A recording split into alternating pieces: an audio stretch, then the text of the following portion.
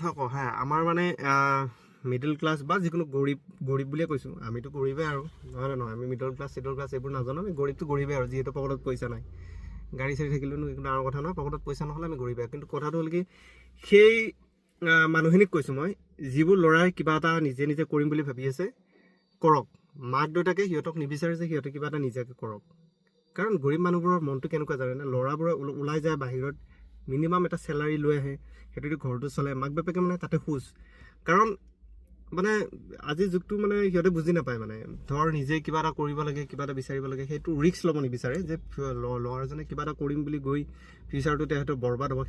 সেইটোক লৈ মানে চিন্তা কৰি থাকে তো সেইটো কাৰণে কিছুমান ক্ষেত্ৰত ন মাক দেউতাকৰ কথা শুনিব নালাগে সেইকাৰণে নিজৰ মতে কৰিব লাগে আগবাঢ়ি যাব লাগে আৰু নিজে কেতিয়াবা ৰিস্ক ল'ব দে লাইফটো ৰিস্ক ল'ব লৈ পেলাই আগবাঢ়ি যায় ওলাই গৈ কিবা এটা কৰিব বুজিছে মাক দেউতাকে নিবিচাৰে কিন্তু